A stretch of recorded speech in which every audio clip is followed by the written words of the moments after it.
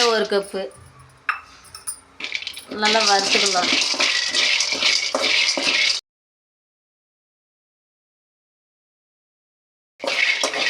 நல்லா வறுத்து விட்டுக்கலாம். வறுத்துட்டு சத்து உருண்டை சேர்த்து நல்லா இருக்கும். அவ்வளோதான் வறுத்து வந்துடுச்சு. எடுத்துக்கலாம். எடுத்து ஆற விட்டுக்கலாம்.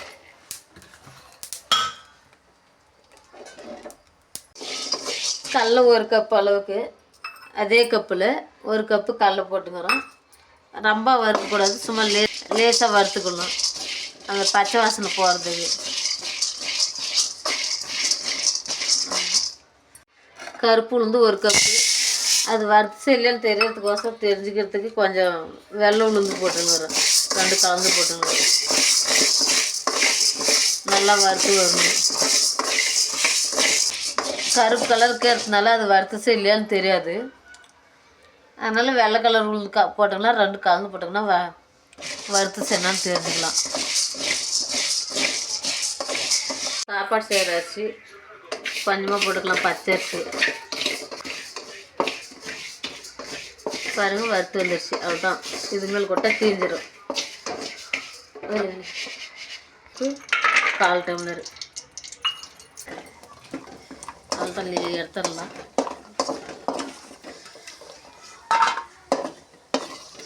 அதான் 1/4 கப்பு அது அவ்வளோதான். வறுத்து எடுத்துக்கலாம்.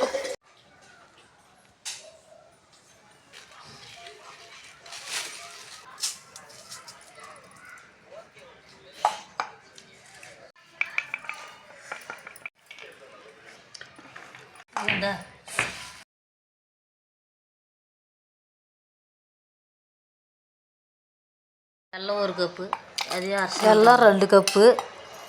2 கப்பு வெல்லம் போட்டுக்கணும். ஒரே கப்பு டேஸ்ட்டு வரைக்கும்.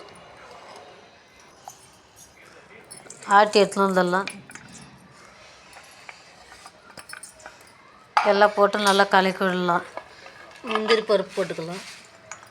முந்திரி பருப்பு நெய்யில் வறுத்தது. அவ்வளோதான். கலந்து உருண்டை பிடிச்சிக்கலாம். நெய் சூடான நெய்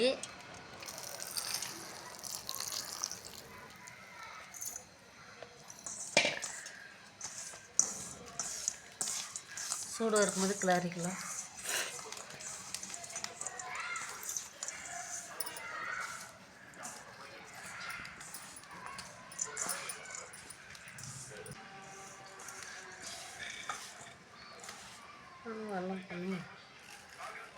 வெல்லம் போடணும்.